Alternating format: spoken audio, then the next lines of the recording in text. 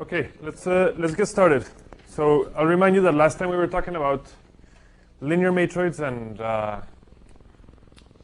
more about nonlinear matroids, actually. So for the first time we saw matroids that were not linear. We saw one that was just kind of a way of cheating by building a nonlinear matroid by taking two linear matroids that you just cannot make linear over the same fields, which were the Fano matroid and the non-Fano matroid. Then we saw a better example, which was the non-Pappus theorem, because I stated the Pappus theorem of projective geometry, and I said, in projective geometry this holds, and so you can build a matroid where this theorem wouldn't hold, and therefore that's my nonlinear matroid. I want to talk about another example, which is coming from Desargues theorem, and I don't know how to say this. I guess there's both ways of spelling this, with or without this S. Depends on what language. No, and so even in English, really? when it's a proper name and it ends with an S, then some people will put the S after the apostrophe, some people won't. Huh. Yeah, there's some really technical rules. I think if it's... And I've actually had referees for my papers tell me both things. Like sometimes they correct me one way, sometimes the other way. But I like it like this. I think it's more consistent. It actually depends on what style they're following.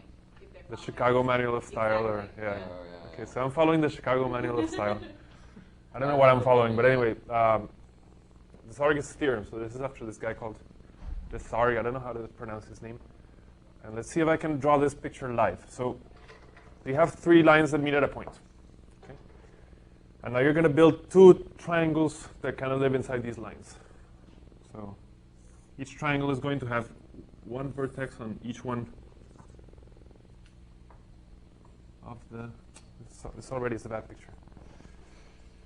I think the main difficulty about this theorem is drawing it. Are those lines in 3D or in 2D? So people usually state this as a theorem in plane geometry. Okay. So the first triangle maybe looks like this.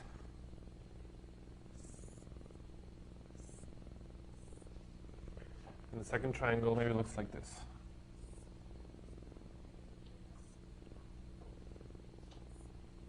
Okay. So each triangle has one vertex on each one of the three lines.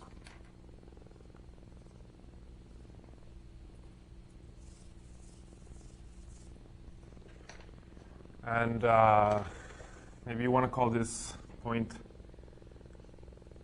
A1, B1, C1. And then this one would be A2, B2, C2. And the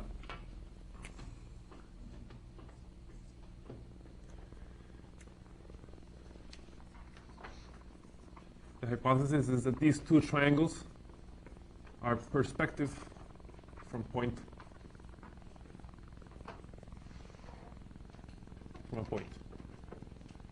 What does perspective mean? It means exactly what you see in this picture. Okay. And now what you're going to do is you're going to extend each pair of sides of the corresponding triangles and see where they meet. Okay. So, for example, you extend A1, B1 and A2, B2. It's going to give you 1 point. Then you extend B1, C1 and B2, C2 until they intersect. And then you extend A1, C1 and A2, C2 until they intersect. And if I drew this somewhat reasonably well, the conclusion of this theorem is that these 3 points are on a line. So what should I call these points? Let's call them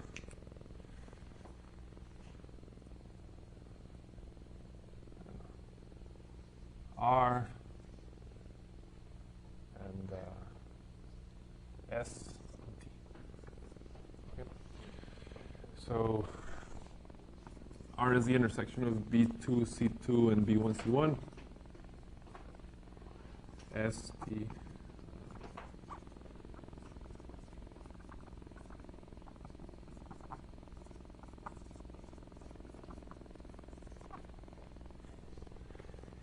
And the theorem says that these 3 points are on a line.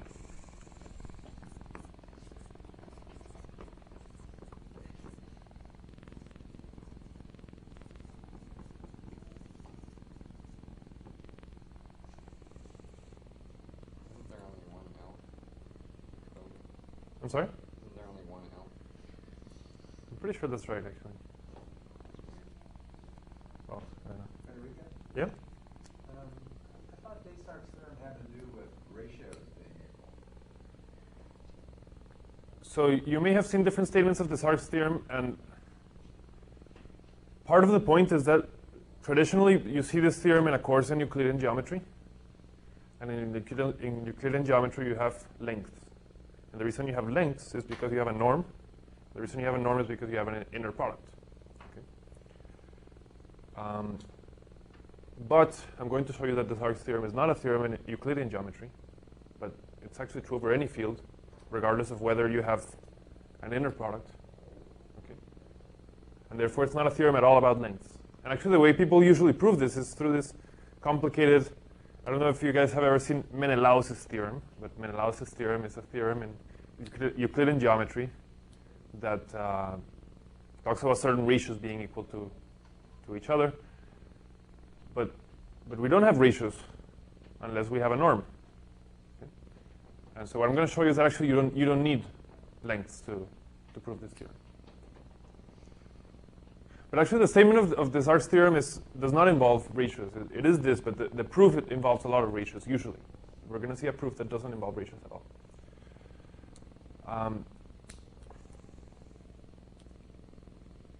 And the first kind of clever idea is actually comes from Kim's question, which is this in 2D or in 3D? Okay? And usually, Desargues' theorem is taught as a theorem in Euclidean geometry in the plane. But actually, this exact statement makes sense for a three-dimensional configuration. If these three lines are, they have a common point, but they're three-dimensional. And it is actually true that Desargues' theorem is true in 3 dimensions. And of course, if you prove it in 3 dimensions, then you have proved it in 2 dimensions because you can just embed this into a 3-dimensional space. The same proof works. So let's prove it in 3 dimensions. How am I going to do this? Okay.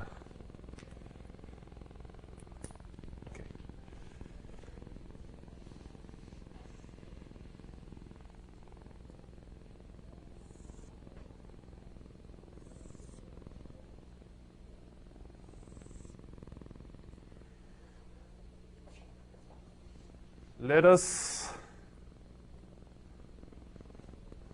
again, the hardest part of this is going to be to visualize it. So first of all, let us just decide what is in and what is out. This is a 3-dimensional picture, and you're going to imagine that this one is the line sticking out. And so the way I'm going to picture this is just by drawing it like this. Okay. And so let me call this plane A, this plane is plane, well, since I used uppercase letters, let me use lowercase letters for this one. So this plane over here is plane A, this plane over here is plane B, and the plane in the back is plane C. Is that clear? So planes A and B are sticking out of the board, and plane C is on the board. Okay. Now I have 2 other planes in my picture. One looks like this.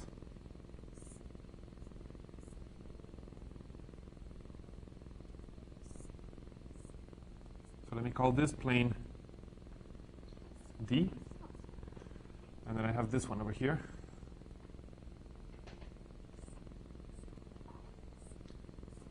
We call this plane E. Okay.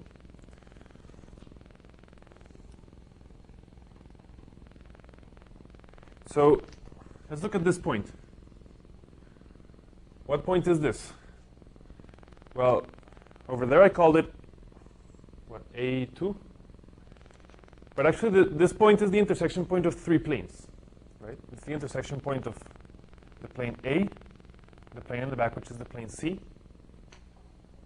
and the blue plane E, right? A, C, E. What about this one? Well, this one is the intersection of this plane over here, which is plane B, the plane in the back, which is plane C, and this blue plane over here. So this is point B, C, E. Now, this is meant to be shorthand for B intersect C intersect E. Okay? Then if we look at this one over here, then it's the intersection of the two outside planes, A and B, with the upper plane E. So this is A, B, E. Okay? And the labels in the bottom are going to be exactly the same, except that instead of E's, I have D's. So this point is A, C, D. This point is B, C, D. And this point is A, B, D. Okay?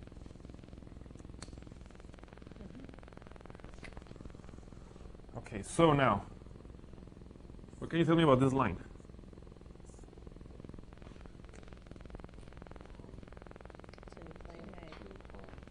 It's the intersection of plane A and plane D. Yep. So this line is AD. And then what about this one?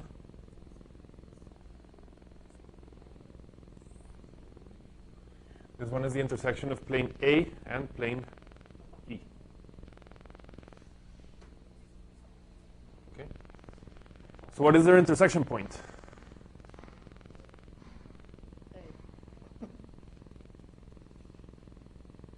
This point over here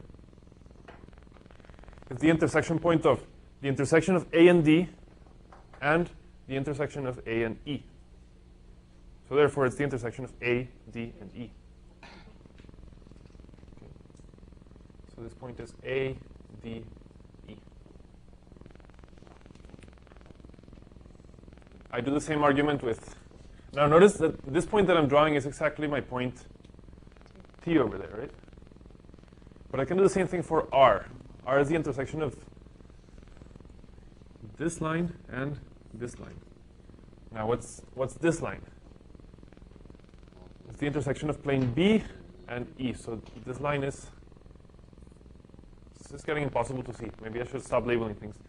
This is BE, because ABE is on it and BCE is on it. So this is line BE. And what about this line? It's the line BD. So the intersection of BE and BD is BDE. Okay.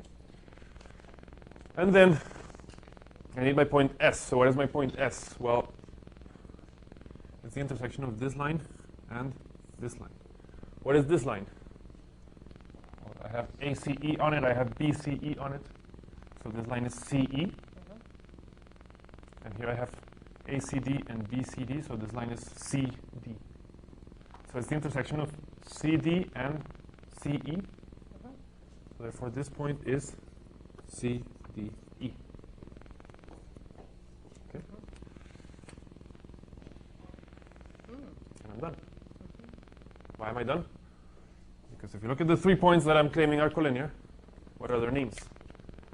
ADE, BDE, CDE. And they're on a line. Which line is that? It's the intersection of D and E. I mean, this is A intersect D intersect E. This is B intersect D intersect E. And this is C intersect D intersect E. They're all contained in the intersection of D and E. So I have this new line over here, which is the intersection of D and E. So you need D and E to intersect. So I need D and E to intersect. Those two guys can't be parallel. Now this is projective geometry, so things intersect when there's no parallelism.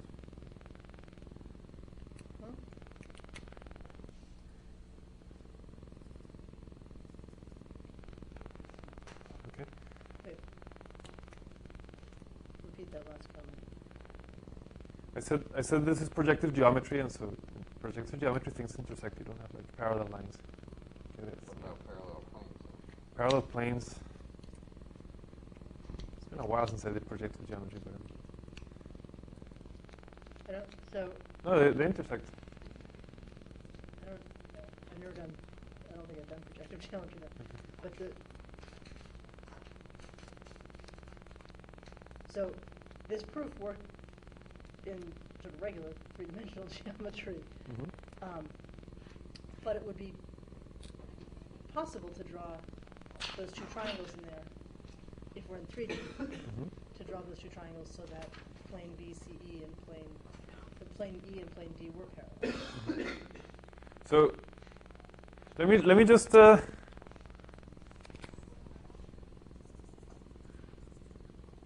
think in this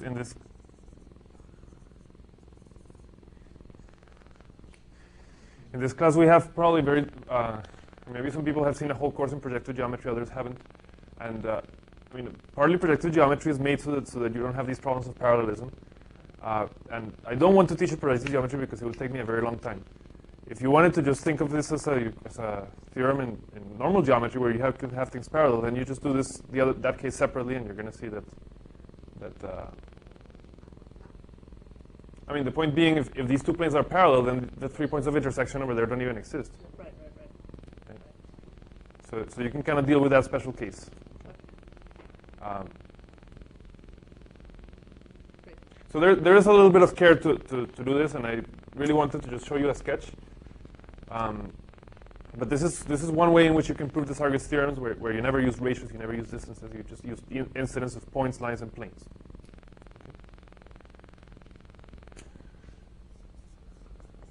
And I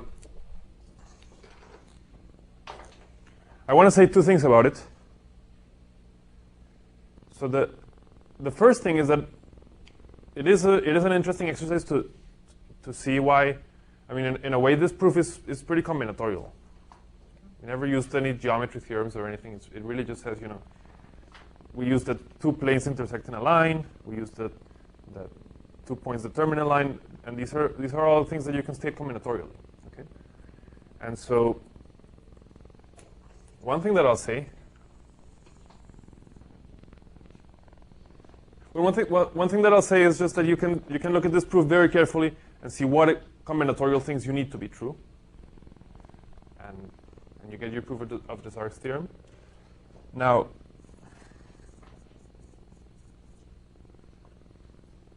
well, maybe that's all I'll say about this, and I'll just when I give you the list of projects, I'm going to give you a possible project that involves studying Desargues theorem and Pappus's theorem and see how exactly they are or are not geometry versus combinatorics. And you'll see when I give you the list of projects why this is really to some extent a combinatorial proof, but only to a certain extent. You'll see what that means when I say the project. Now, the other thing that I want to say is that this allows you to define a non-Desargues matroid.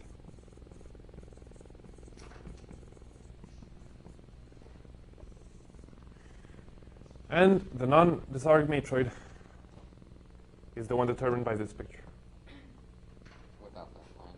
Without the line. I didn't draw the line. We know that in any physical representation of this as a configuration, as a vector configuration, these three guys are going to be on a line. R, S, and T. And so you can make a matroid where you say you have exactly the same configuration, but R, S, and T are not collinear. Okay? So you say the circuits, I mean, it's basically the matroid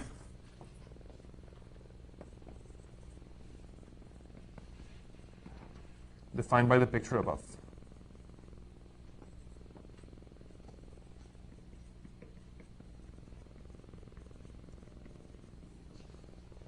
With line R, S, T missing. Okay. So this means, for example, elements of the matroid P, A2, and A1 are dependent. S, A2, and C2 are dependent. For example, A1, B1, A2, B2 are dependent. A1, B1, A2, B2. because they are 4 points that are on the same plane.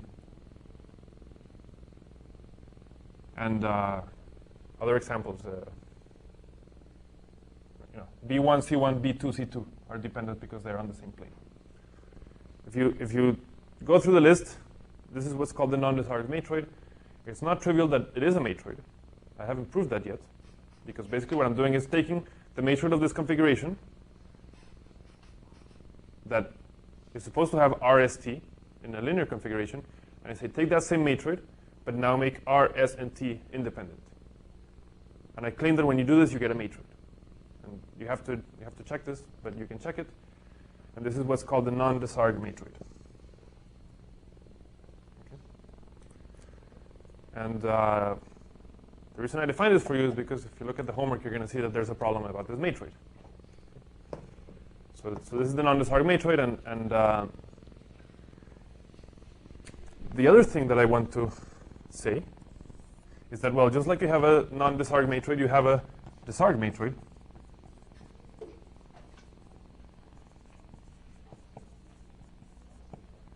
Which is the one given by this configuration. Like this, like this, like this.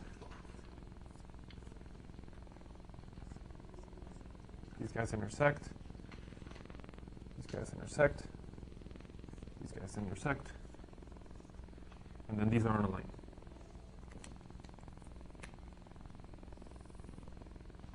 Okay. So it's the same picture, except now I did put the line in. So now I get a matroid on how many elements?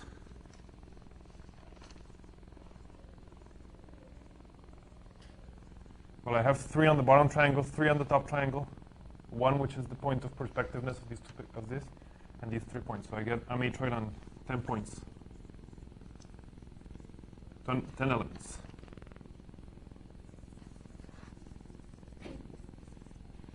Okay. And an exercise that I left for you guys in the forum is that actually this is the matroid of the complete graph, K5.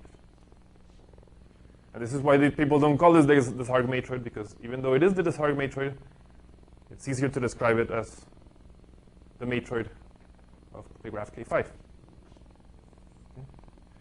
And this is a nice exercise to look at this. Particularly look at this proof, and you can use this proof to see how the circuits here really correspond to circuits in a graph, K5.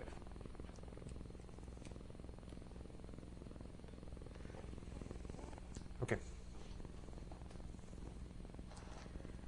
But so this is, so of course, the point is that theorem is that by defining this matroid, you get a nonlinear matroid. The non-Desargues matroid is not linear.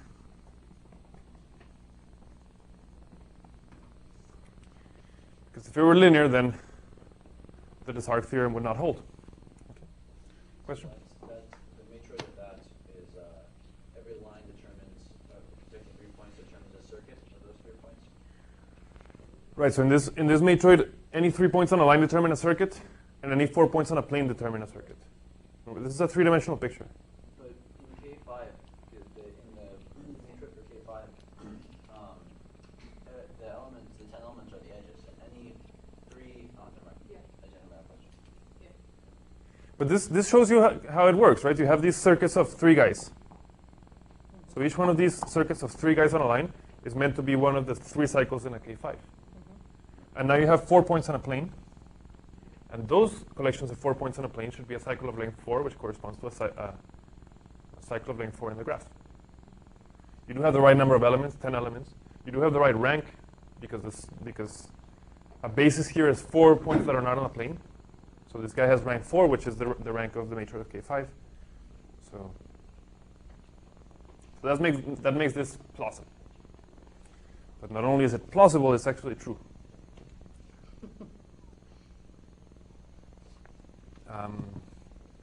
Okay, any questions about Desargues theorem? Now, again, I should say that You all have different levels of background and interest in geometry, projective geometry, and you can imagine that this is only the beginning of a trade, the trade of understanding the interaction of matroids and projective geometry. So this is another direction where you might take your project to, is to understand how these things fit together.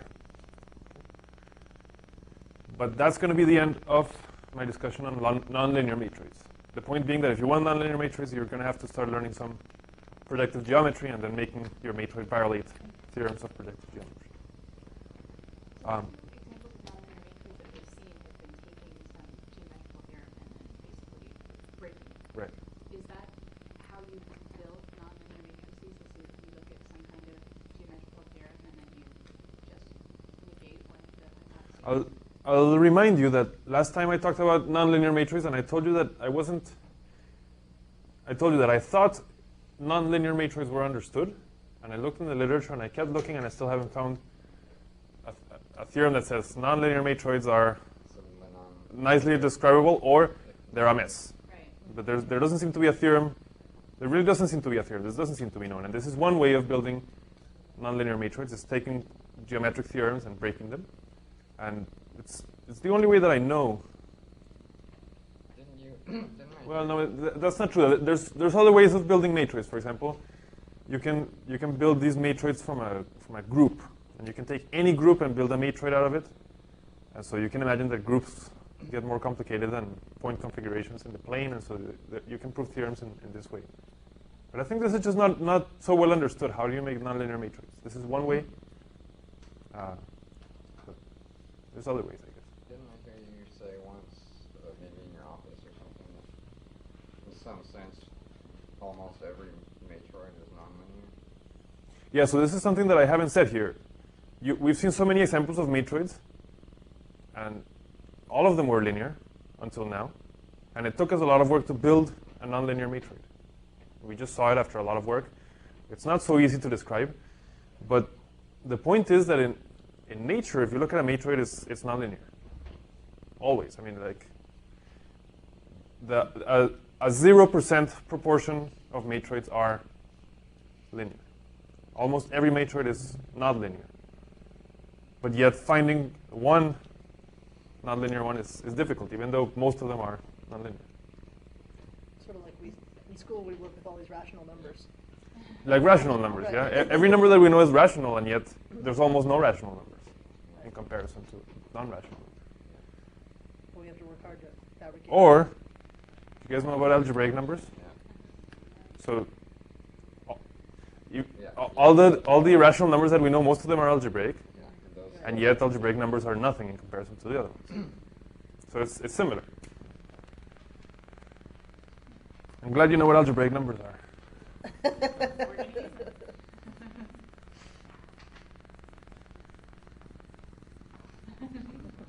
Algebraic matrix. If you don't know what algebraic numbers now are, I'm going to tell you, so don't worry about it. Algebraic matrices come from this idea of, you may already now have seen that one of the notions of independence in mathematics is algebraic independence. And I'm going to tell you what that is, and then I'm going to tell you that algebraic independence is also a matroid independence. So what is the setup here? To build an algebraic matroid, you start with some field. Okay. Now, again, I know that some of you might be rusty on your field theory, and you're not going to need to know a lot about fields. But fields are basically things where you have the zero, and then everything else has an inverse, and you can multiply things and add things, and everything behaves nicely. You have the additive unit 0, the multiplicative unit 1. There's a field, and now you're going to consider something called an extension field, which is nothing but a field that contains this one in a nice way. F is a subfield of K. Okay. And what this means is that F is a field living inside K, and for example, if an element is in the field, then its inverse is in the field. not in K. I mean, not in the rest of K. That's what it means to be a field. Yeah, so that's why it's a subfield. That's why, yeah. It's a field. It's a field in It's a field that lives inside there, basically. So there's many examples. For example, what's the first example you think of when you see this? Q and R or R and C. The rational numbers live inside the real numbers. Okay, this is a field which is inside a bigger field. That's a wild extension. Or, This is a better extension. for example, the reals live inside the complex. And you could just join Or the complex live inside this field, C, X, Y, Z, for example. And what this means is you just take three variables and you call them X, Y, and Z. They have no relationships with each other. And you just consider all the rational functions that you can make in X, Y, and Z. So polynomial in X, Y, Z divided by polynomial in X, Y, Z. That's a field. that field's not algebraic because You can say that. But just remember so this is a field figure algebraically closed field. of rational Take the closure of that. functions in X, Y, Z.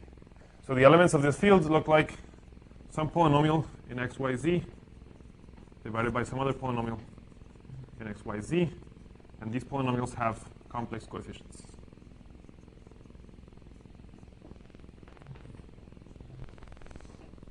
So these are three examples of field extensions. Okay? Now, when you have this setup,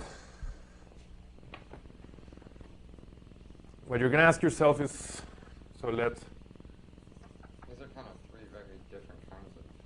these are three very different examples, and if you've studied some field theory, you know that there's each one of these has properties that the other two doesn't have. But we'll see what are the properties that we care about for defining this algebraic matroid. If you take an element of the big field, you want to know if it's algebraic over the small field. And so definition, U is algebraic over F if there is a polynomial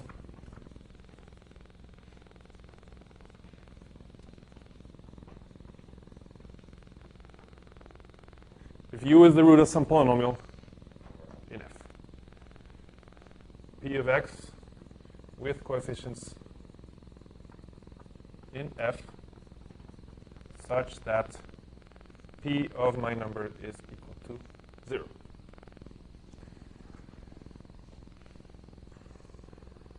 So, for example, if you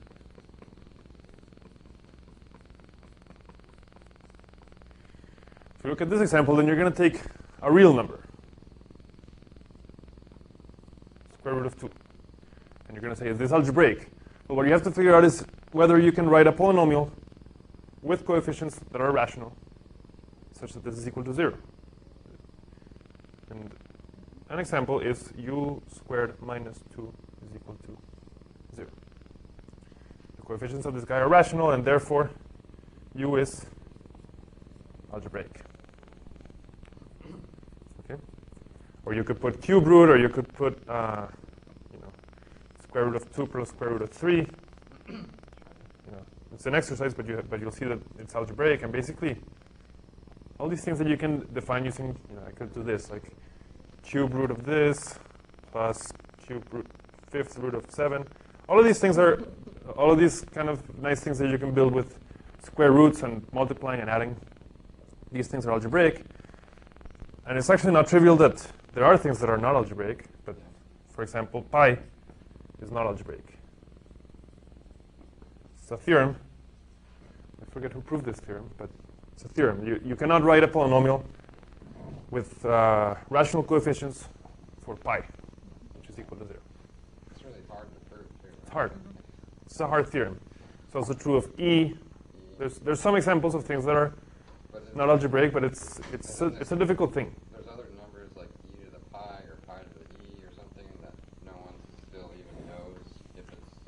Yeah, I think for, I mean, open problem, Yeah. pi plus e. Yeah. Is that algebraic? No one knows. So we don't know a lot about this, okay? We really don't. But so that's what it means for an element of an extension field to be algebraic over the field that you're extending.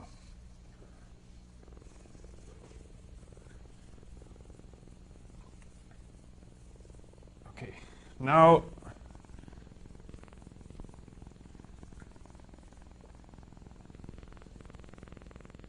I want to define an independence. Now let me say that this is algebraic, and if it's not true that the number is algebraic, then you say it's transcendental. If there is no polynomial. So if it's not algebraic, it's transcendental.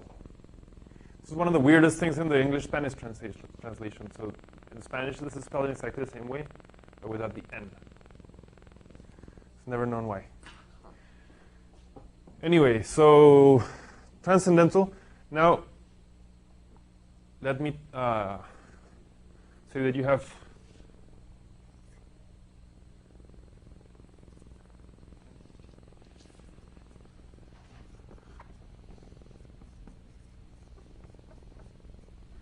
n elements of the big field.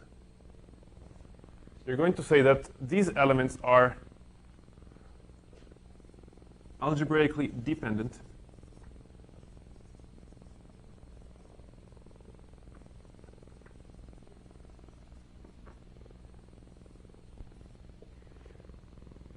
if there's a polynomial that relates them to each other. There is a polynomial P in n variables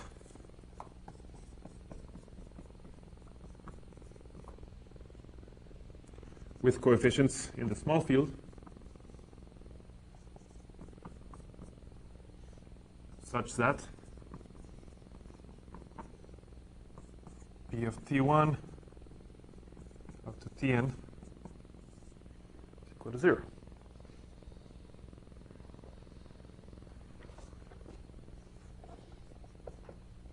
And of course, independent means the opposite. So these guys are independent if there is no polynomial. Okay.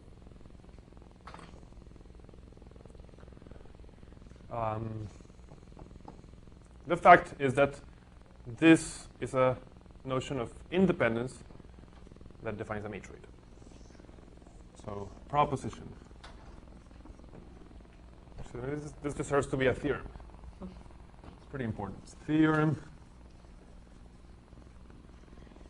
It says let K be an extension field of F.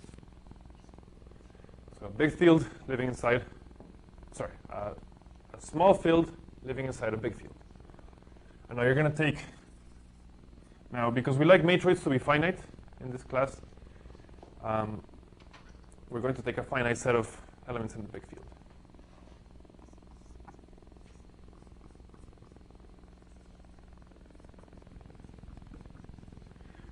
I want to put this in parentheses because if you go through the trouble of understanding what an infinite matroid is, then you can allow this guy to be infinite and this is going to work.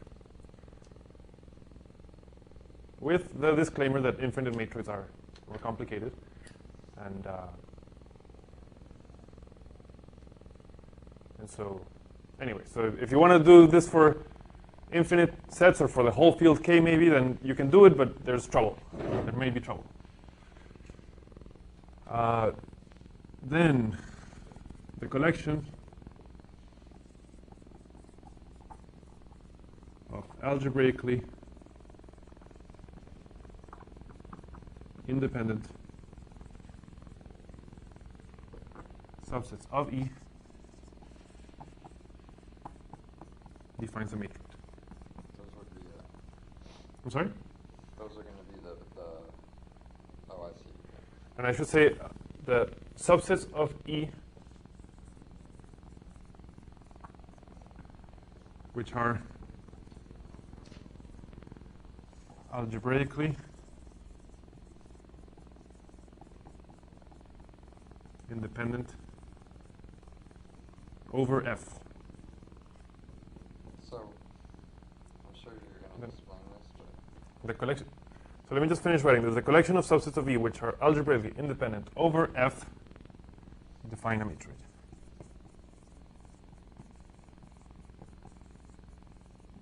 Okay. And so, in one word, in one sentence, what this says is that algebraic independence is a form of matroid independence.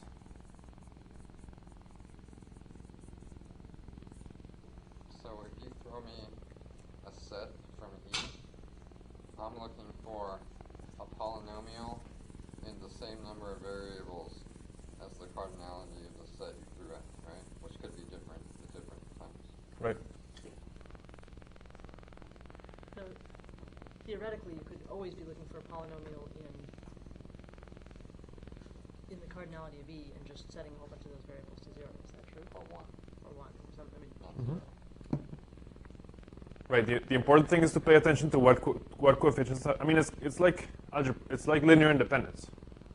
You know, you could have a linear dependence for x, y, and z, Right. where z is not involved. Right. That's what I was trying to say. Yeah. It's the same thing. So you could have an algebraic independence of r, s, and t, but maybe t is not involved in this dependence. And so you would say the other two are dependent, and the third guy isn't. Yeah, talking. Hasn't yet said anything. Maybe the best thing right now is to do an example, and we'll see how this works. Example, let's say that my small field is the complex numbers, and my big field is the extension by, actually let me extend by 4 variables.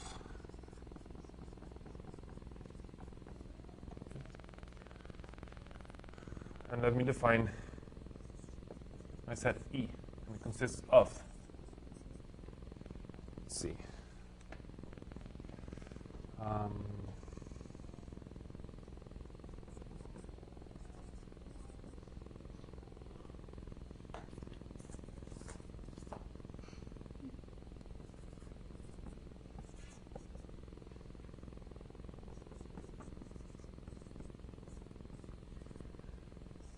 So these elements are supposed to be elements in this field, so they're expressions, rational functions in w, x, y, and z with complex coefficients. So you're looking for polynomials whose coefficients are rational functions. No. The coefficients are in F. So if I want to know whether there are Coefficients. algebraic dependencies, then I'm looking for polynomials with coefficients over the complex numbers. Right. These things are equal to 0. No coefficients. Right. So if you use the capital.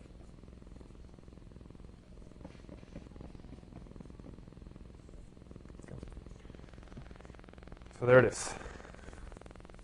So according to my theorem, this defines a matrix. And the question is, what is this matrix? Seems like a pretty hard question in general to deal with. It just Absolutely, throws me this an is- arbitrary bunch of things, and I have to show that where exactly I can and can't find polynomials that relate any bunch of guys. Yeah, this is hard. It's not an easy question.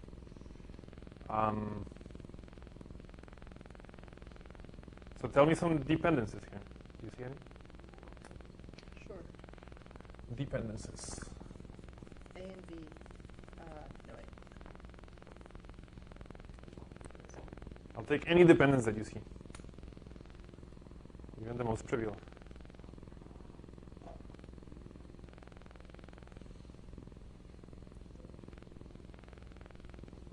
In other words, tell me any polynomial in A, B, C, D, E, and F, which vanishes and has complex coefficients.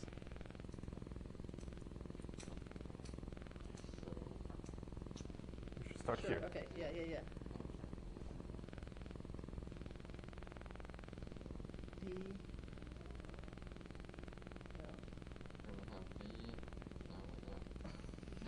No. Let's start with this smaller matrix, the matrix of these three guys. A, B, C. D, E, F. So forget about these guys. What about some relations between these, the smaller ones? You know, I'm just looking for the smaller things. So any relations between these three guys?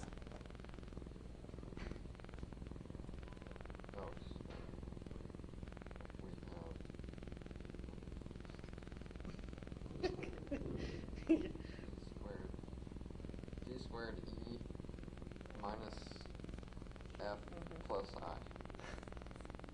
How much is D squared E? D squared E is 1. D squared E is x squared times 1 over x squared, which is 1. Minus 1. D squared E minus 1. That's a dependence. Yeah.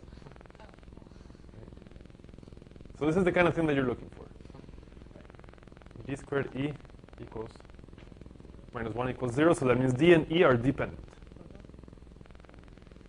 What about F? I mean, what if I did this? So like D squared B. No, but we're looking at D, E, and F first. We'll get to that, but Then you would replace 1 with F. F is, here's the dependence. Right, F minus 1. And actually, F was not 1, F was 1 plus I. So it's minus. So F minus 1 plus I equals 0. Well, this is a polynomial equation. It's kind of a trivial one, but it involves the variable F, and the coefficients are complex, right? The coefficient of F is 1, and this is a complex number. So that means D, E are dependent, and F is dependent. Okay? I.e. we're going to find our old friend. So let's see where we're going. So, okay. F, I liked him better the old way. D, E. He's kind of ugly this way. Now, what else is there? Any other dependencies? You know what you're looking for now. I mean, let me draw the graph, Right.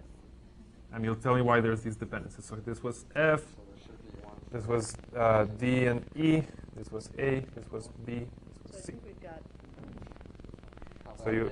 so you have this cycle over here, Uh-huh. and you have this cycle over here.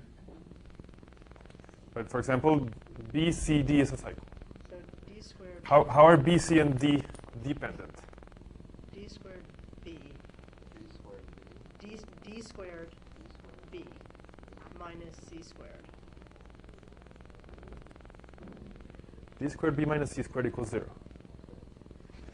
Now, It helps if you. why? Well, let's reorganize C a little bit so that I'm trying to confuse you by writing it like this, of course.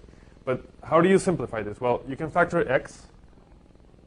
So this is x times y plus wz. And you take d squared b, you get x squared y plus wz squared, which is this k squared.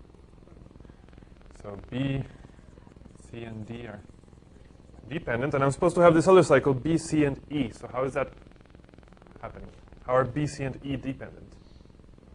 Well, Oh yeah, no, C squared. it's the same thing because d squared is equal to 1 over e. So instead of d squared, I could have put 1 over e here. That's fine. Now multiply by E. Which if I multiply by e, I get b minus e c squared equals 0. Okay. So b, c, and e are dependent. Is there anything else? I'm not sure there are. Oh, wait, no, you're right, you're right. Yeah, so I erased this too quickly. So what did I do? I said d squared b minus c squared equals 0. Then I said d squared is equal to 1 over e, according to this guy. So 1 over e times b minus c squared is 0. And then I just multiply by e.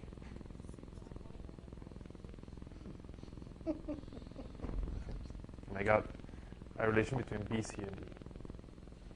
I didn't say this was easy, but there you see it. And if you take b equals e c squared, you'll see that they are equal. Now, are there other dependencies? We're guessing Yeah. not if it matches. As long as it's like, so you can toss F into any one of those equations. Well, F But- is Oh, already. so I guess I mean any minimal dependencies, Oh, okay. right? Well, you know, probably you guess that there aren't anymore because I'm probably getting to the fact that this is the matroid. But it's not so easy. I mean, how do you know if there's no relation between A, B, and F? Well, you have to do it, and it's not clear how to do it. But anyway, the point is that this is it, and there are no others, and this. I mean, showing that there's not is kind of hard, though. I mean, to show that there is, you just have to find one. To prove that there's not is the same basic problem. So as to show a dependence is tricky but possible. I mean, at least if I give you the dependencies, yeah. you can verify them. Or But you to can show use- independence, it's hard because you have to prove that there is no polynomial such that this is equal to 0. It's tricky. It's not just tricky, it's a hard question. Yeah. But, you know, I didn't say this was easy, I just said this was a matroid. Doesn't mean you can compute it. It exists out there in the universe, whether or not we understand it. So these are algebraic matroids. This is what an algebraic matroid is. It's one that comes from this construction. And I want to say maybe a couple more sentences about them, but I don't want to keep you guys late, so I'll say that next time.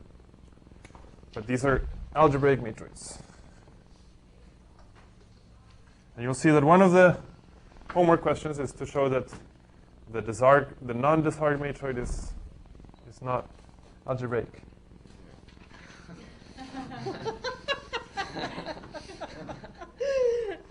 I hope you're going to say a few more things about this. No, and I mean, you guys are ready to do it. There's really no other theory here. So you just suppose it is algebraic, and then you get you write down some equations, and you get a contradiction. How long do you want the answer to be?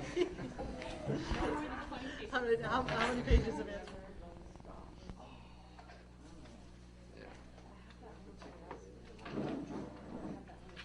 So you have office hours today? Yeah. Are they right now or are they? Okay, I do too, so I'm going to go there first and then I'll come over to your office. I'm going to go to mine first because I think I have a lineup down the hall. It's not, it's just, no. Although, one of my students from last semester went, she's in Dr. Beck's class now, and I saw her in the hall and I said, hi, how are you? And she said, I've never talked to another professor in my life except for you and Dr. Beck. I'm in your offices all the time. First meeting when she was taking